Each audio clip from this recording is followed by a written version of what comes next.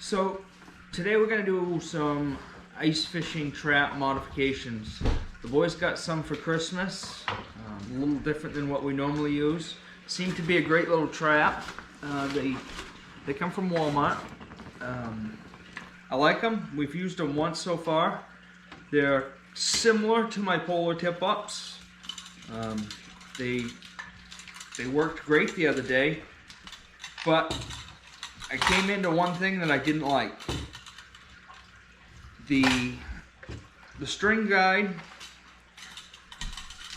you have to run the string through it before you do it, and then if your fish runs out a whole bunch of line, all you can do to get this back on the spool is sit here and crank it up, or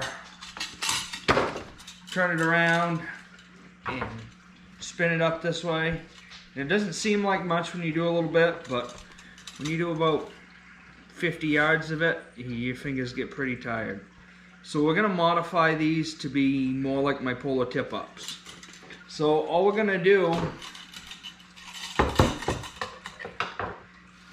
we're going to take a grinder with a cutting wheel and put one little notch right in here and open that up, so we'll be able to lay the string in there, and then when it's spooled out, we can take the string out, bring that up out of our way, and spool it up. That's my preferred method. That's what I like using, so that's what we'll do.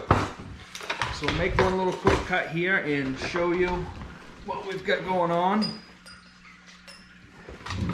I'm gonna put it, so I hold the trap in my left hand because I spool with my right hand. So I'm gonna put the notch on this upper side, so when I put my line in it, it's going down through, and that the way this one's spooled out, as it pulls out, the fish is going to pull against this side, so there's no chance of it coming off. So let's get this in some fashion that we can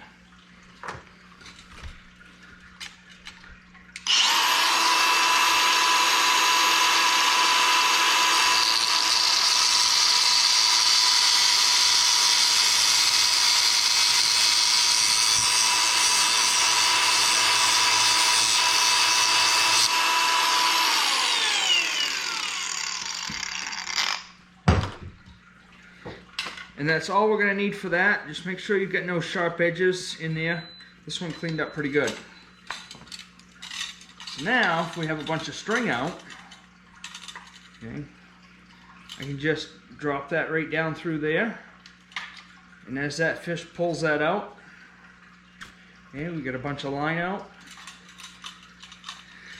And now instead of doing that little crank action, I can just pop that string back out, slide that up, and I can wrap that around, and that's my preferred method.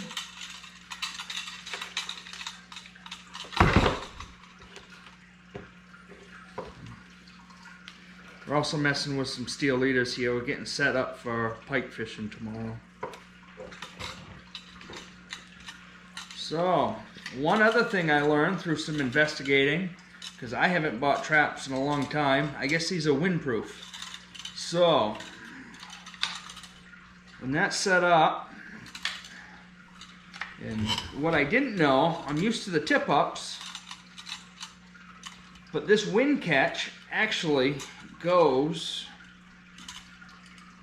over that, and then you set your little T-bar, and that holds it, and now the wind can't take that flag. But when the fish brings it, it'll still go up. I guess on a non-windy day, you can just put the catch on there and it will take it. That's something creative. I didn't realize it was set up to be run that way until I was doing a little bit of research on these traps, because they're totally new to me.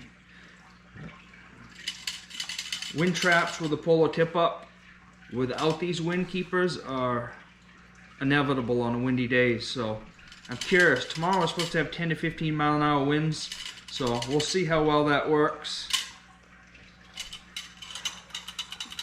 Bingo.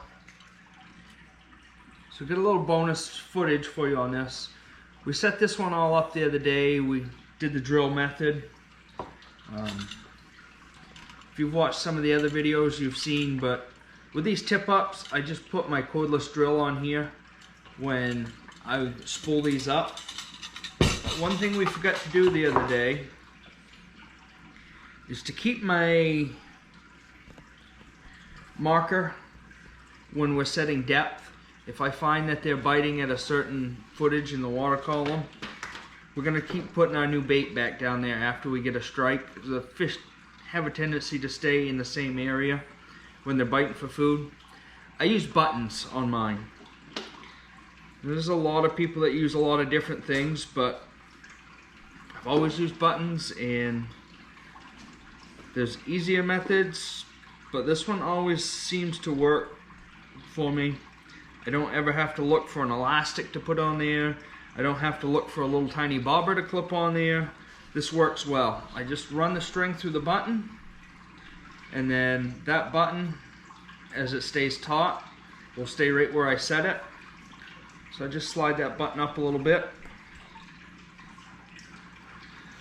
These ones are set up for trout, so we'll put our swivel on the end, and there's quite a few methods to do this. This is just the one that works for me. So I pull that through, make my loop there, I give that, I don't know, half a dozen twists, pinch it at the top of the swivel, fight with that first little eye every time.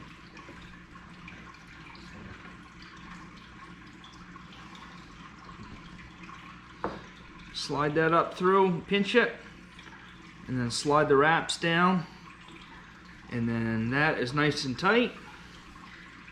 And then I'm going to put on about 5 or 6 feet of 10-pound test spider wire, and that'll just give me a nice little leader to run off this, and then I'll tie my hook right to the end of that, and that trap will be set and ready to go.